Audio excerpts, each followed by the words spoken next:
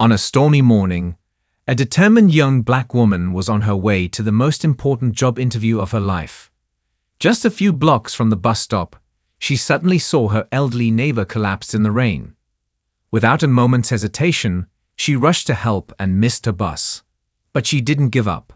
Soaked and running late, she still walked into the interview room. Her effort caught the eye of the company's CEO, and what happened next will change her life forever. Everyone turned when the elevator doors slid open with a soft chime. The lobby of Willcraft Holdings, sleek, modern, and cold as a glass sculpture, fell into an abrupt hush. Malaya James stepped out, and the stillness deepened, thick as fog. She was 26, a recent graduate from Eastlake Community College, the first in her family to earn a degree. She lived in a one-bedroom apartment she shared with her younger cousin, worked night shifts at a diner 3 blocks from home, and had printed her resume that very morning at the public library using free credits she'd earned by tutoring high school kids after hours. She didn't have a car, but she had a dream and something she held closer than luck: grit. Now she stood in the lobby of one of the most prestigious investment firms in Brighton Hills, drenched and disheveled. Her dark curls were matted to her cheeks. Her once cream blouse clung to her shoulders, and her skirt, once carefully ironed, was streaked with fresh mud from the knees down. Her flats, once beige and neat, squelched with every step on the polished marble, leaving behind smudged footprints that stood out like stains on crystal. The contrast was brutal. Around her, the room gleamed, suits pressed, shoes polished, voices clipped and composed. This lobby was not made for people who came in with dirt on their heels and water dripping from their sleeves. One man near the coffee station muttered under his breath, chuckling. A woman whispered something into her phone and turned away. 2 security guards leaned in with subtle tension, one already checking his tablet, likely to verify whether this soggy young woman had any business being here. But Malaya didn't flinch. She didn't apologize. She didn't shrink. Instead, she walked forward, slowly, deliberately, her shoulders straight despite the cold of her soaked clothes and the burn of judgment in the air. She clutched a thin plastic folder to her chest, its edges warped by the rain. The papers inside were damp and slightly curled, but she held them as if they were gold.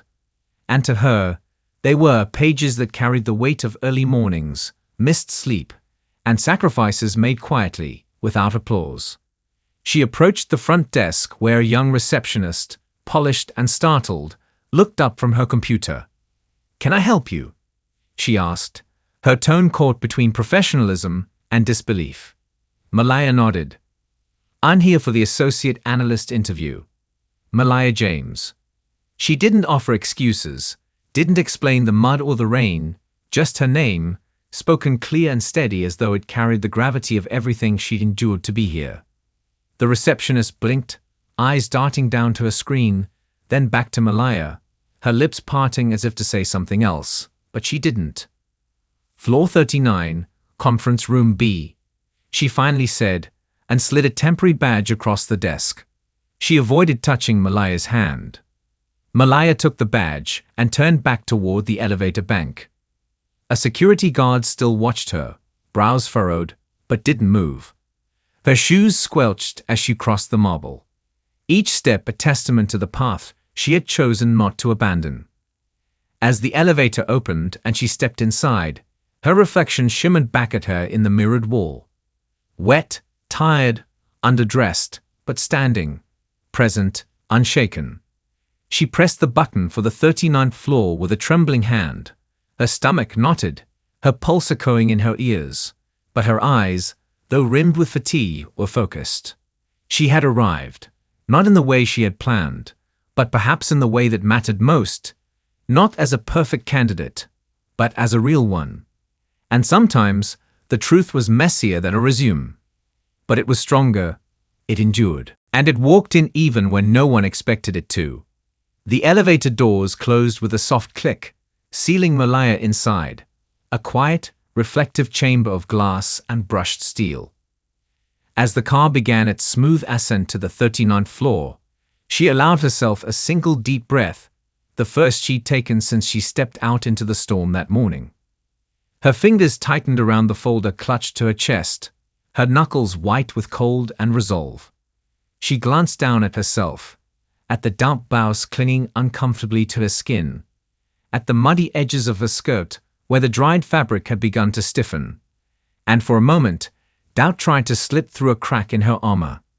But she shut it out, just like she had the 100 times it came knocking before.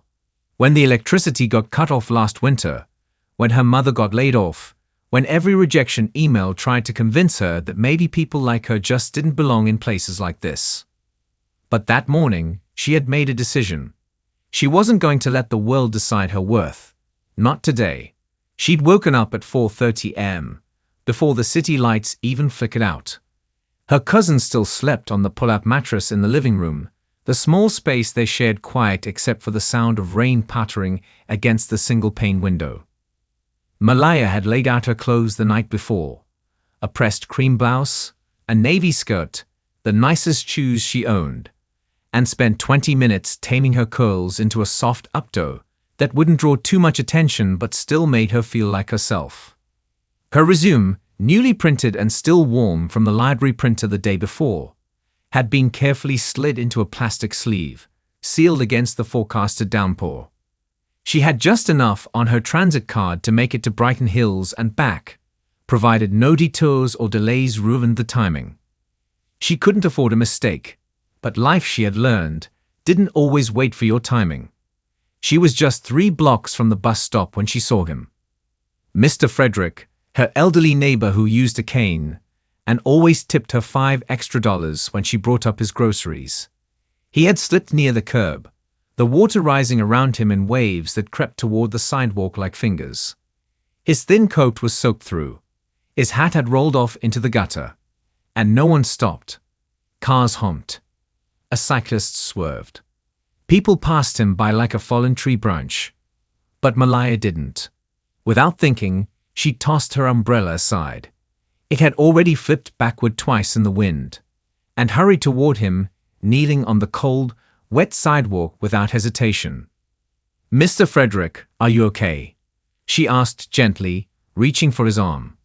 He looked up at her, dazed, glasses fogged, rain streaking down his cheeks like tears, and nodded faintly. "Slipped. Damned curb's a trap," he muttered, voice weak, but still edged with that dry humor she loved. "I tried to catch my bag and caught the sidewalk instead." Malaya smiled softly, even as the rain soaked through her blouse and ran down her spine like ice. "Let's get you up, okay," she said. It took effort. His knees were stiff. Her shoes had no grip. But after a few moments of steady pulling and soft reassurance, he was standing again. She gathered his scattered bottles, tucked his bag under her arm, and walked him slowly back toward his porch, just 2 doors down, 1 step at a time. Each moment ticked louder in her mind. She could hear the rumble of the approaching bus. She knew the timing, knew what this meant. Once he was safe inside and seated on the floral couch near the front window, wrapped in a dried blanket, he squeezed her hand. "You didn't have to stop, you know," he said. "Most wouldn't have." She knelt beside him, catching her breath. "That's the problem, isn't it?" she replied, wiping her forehead with her sleeve. "Most don't. But that's not who I want to be." He looked at her for a long moment. "You've got somewhere important to be, don't you?" She nodded. "Interview. Big one." He glanced at the clock, then at her mud-speckled skirt and damp folder. "Well," he said, eyes warm, "you already passed 1 test this morning. Let's hope they're smart enough to see it." She rose slowly, her knees aching from the cold, and offered him one last smile. Then she turned and ran. On the sidewalk, slick with oil and rain, past intersections where light cycles betrayed her, past construction fences plastered with yellow signs screaming danger hard hat area. She ducked through an opening in one, the only chance she had of shaving minutes off the trip. Her shoes slipped almost immediately on the uneven ground. She tried to catch herself, stumbled, and hit the mud hard. A sickening squelch echoed as she fell. Her skirt caught the worst of it, driving through thick sludge, her hands sinking into clay-like muck. For a moment, she sat there stunned. The cold seeped into her skin. Her resume folder lay just inches away, miraculously closed, splattered but intact. Most people would have gone home then, changed, rescheduled, apologized, and promised to try again. But Malaya had no other interview, no second suit, no room to try again. This was the chance. Not one of many, just the one. She stood, shivering, soaked. Her calves burned from the run, her elbows stung from the fall, but she stood. She picked up her folder, wiped her hands on her skirt, and kept moving. As the elevator reached the 39th floor and the doors opened with a subdued ding, Malaya stepped out into a hallway of soft lighting and silence. The floor beneath her was plush carpet now, muffling her steps. She didn't know yet what waited in the glass-walled conference room at the end of the hall. But she knew this. She had run through storms for this, helped a man when no one else would, fallen face first, and gotten up anyway. She had earned her seat, not through connections, not through appearances, but through character, through the choices no one saw. She adjusted her folder and walked forward, heart pounding. Whatever was waiting beyond those doors, she was ready. Not because she looked the part, but because she had lived it. The double-glass doors to Conference Room B stood ajar, just wide enough to glimpse a long mahogany table gleaming beneath recessed lighting, surrounded by high-backed chairs filled with crisp silhouettes.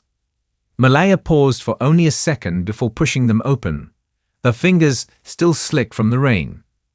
Conversation faltered mid-sentence as she stepped inside. 15 heads turned in unison. Sharp suits, perfect makeup, pristine shoes resting on clean carpet. It was like walking into a photograph. The air was cool, scented faintly of lavender and polished wood. But it was the silence that bit into her most, not the cold. She moved forward slowly, aware of every detail. The mud still clinging to the hem of her skirt, the sound her soggy shoes made with each step, the chill clinging to her sleeves. She felt it all, but didn't let it slow her. She scanned the room quickly. 3 interviewers seated at the head of the table. A woman in navy with a stern expression and a clipboard. A man in glasses already flipping through a resume. And at the center, an older man with silver hair, hands steepled beneath his chin, watching her with unreadable calm. Candidates lined both sides of the table. 8 men, 5 women, every one of them dry, composed, glossy like a magazine spread. Avery Trent was the first to react. With a smirk tugging at his mouth, he leaned back in his seat, arms folded across his Armani suit. "Guess the storm hit some of us harder than others," he muttered just loud enough. A few low chuckles followed, restrained but cruel. Layla Jung, seated beside him, shot him a disapproving glance, then looked away from Malaya quickly, pretending not to stare. Another man down the table shifted in his seat, glancing at her shoes, then back to his tablet, expression stiff. Malaya didn't respond. She didn't slow.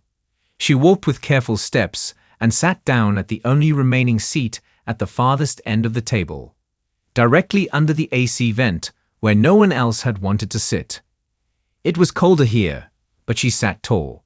She placed her damp folder gently on the table before her, smoothed her skirt, and folded her hands in her lap.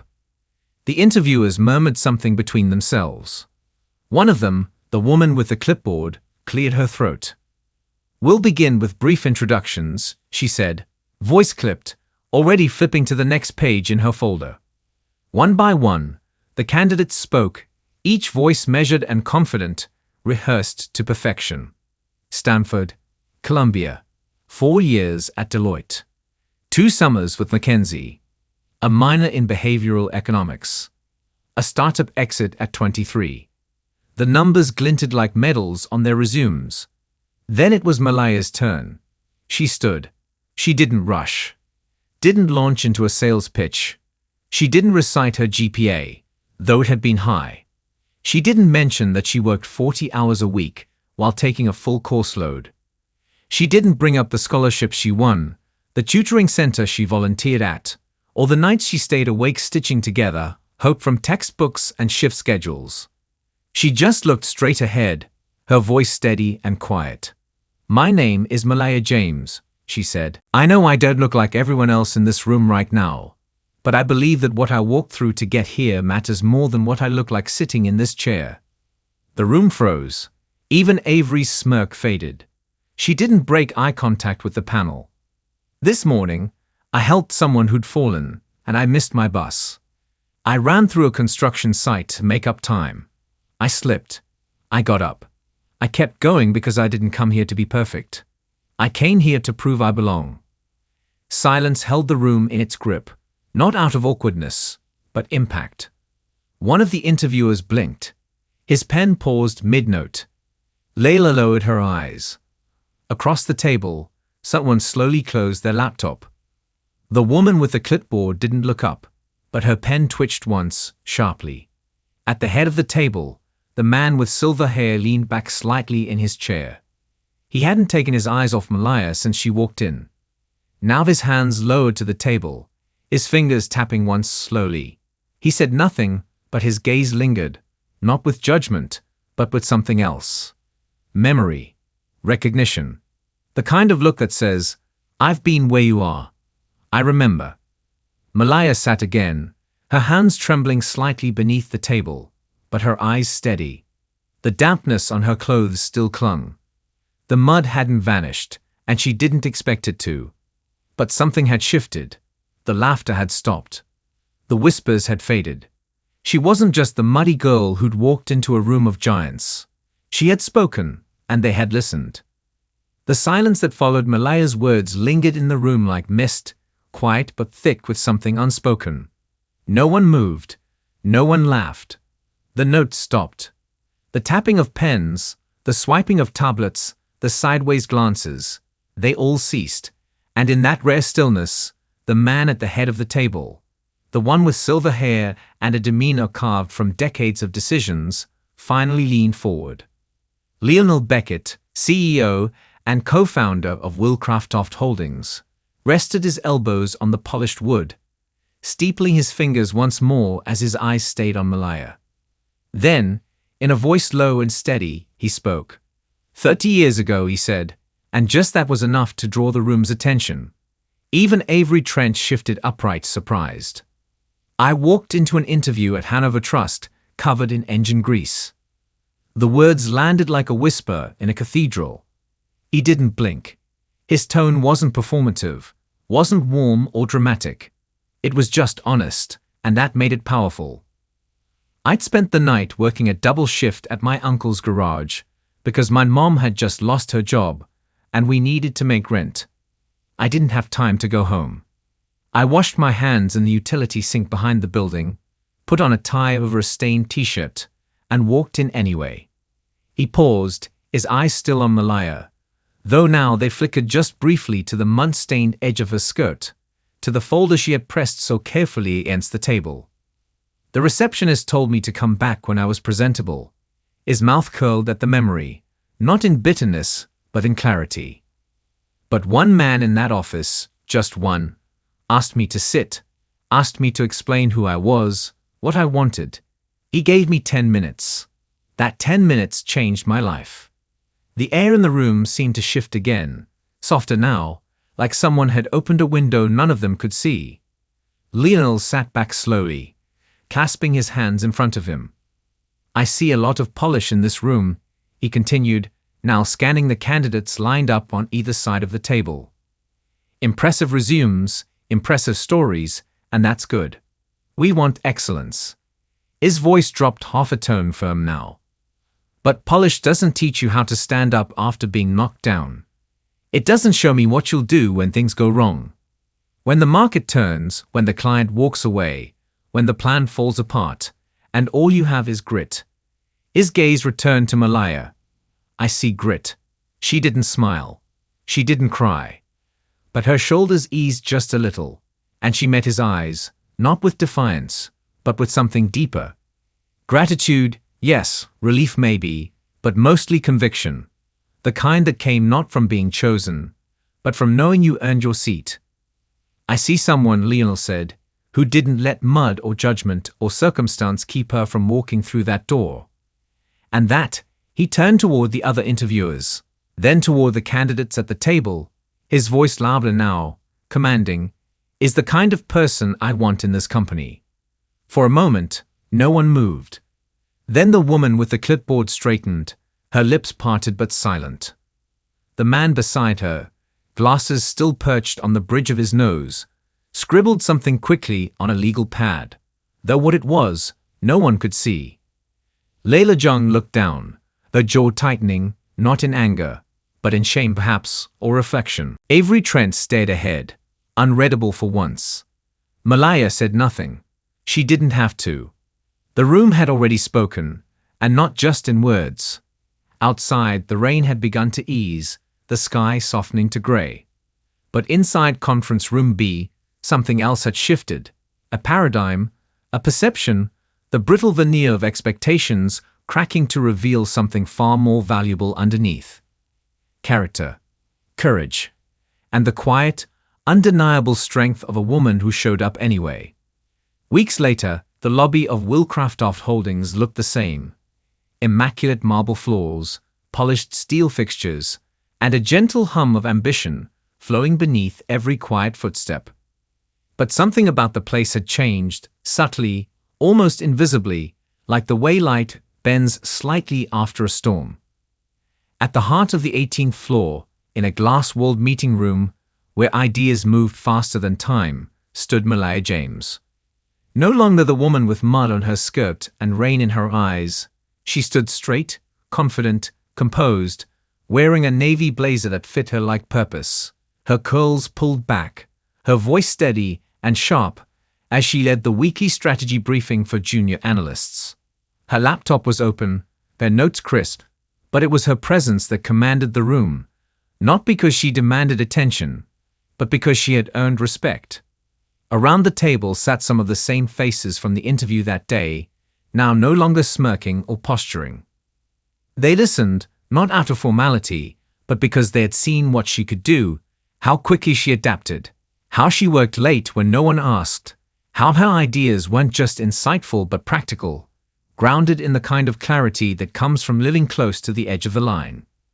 Even Leila Jung, now 2 desks down from her on the analytics team, glanced over with a quiet nod when Malaya paused to invite questions. There was no tension in it, just recognition. They weren't rivals, not anymore. Outside the room, Lionel Beckett stood watching from the corridor, one hand in his pocket, a slight smile forming beneath his graying beard. He wasn't in the habit of checking on interns, but today he had made an exception. Not because he doubted her, but because he wanted to witness the full arc of a decision that had reminded him why he built the company in the first place. Willcraft Holdings didn't need more polish. It needed people who knew how to rise. Later that afternoon, in the small crowded break room tucked beside the west stairwell, a new intern spilled her coffee, just a little too full, just a little too nervous, the lid giving way as it hit the countertop. Paper scattered, coffee splashed across the table and onto her shirt, and for a second, she froze, flushed, overwhelmed, humiliated. A few people looked up, then quickly looked away. She started gathering her things with shaking hands, lips pressed tight to hold back tears. That's when Malaya stepped in. She knelt without hesitation, grabbed a handful of napkins, and began blotting the coffee from the desk, her voice calm, easy, without a hint of judgment. "Don't worry," she said softly, offering a small, knowing smile. "We all have our moments." The intern looked at her, Malaya James, the one whose name had started coming up in meetings, the one Beckett quoted last week in a leadership memo, and blinked, startled by the kindness. Malaya handed her a clean napkin, stood, and added with a wink, "My first day here, I tracked mud across the marble floors. Real mud. Still got the job." The girl laughed, just once, quietly but gratefully. And just like that, it clicked. Malaya hadn't just gotten through the door. She had changed the way the people inside looked at the ones still waiting outside. She reminded them that greatness didn't always walk in with a spotless suit or a glowing reference. Sometimes it arrived soaked, trembling, late, but unbroken. Sometimes it was the person with the messiest first impression who had the most to offer. By the end of the day, the break room was back to normal, the meeting room cleared, and the office lights beginning to dim. Malaya stood by the window, watching the last flickers of daylight dance across the city skyline. Below, the same street stretched out in every direction, messy, unpredictable, real, and somewhere out there, maybe another girl was running through the rain with a resume tucked under her arm, unsure if she'd make it, unsure if it mattered. Malaya smiled faintly, remembering. Then she turned, picked up her notes, and headed back to her desk. There was still work to do, but now it mattered for more than just her. She hadn't come to just get a job. She had come to light the way.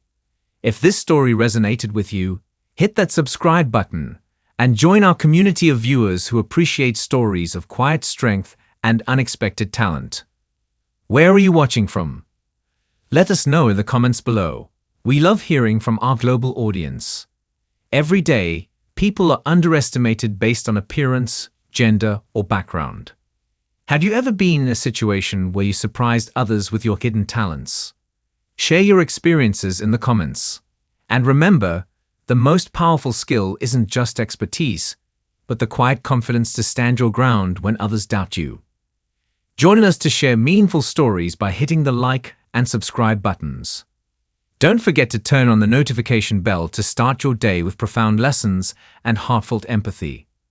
Until next time, keep showing up, keep rising, and keep proving that character matters more than appearance.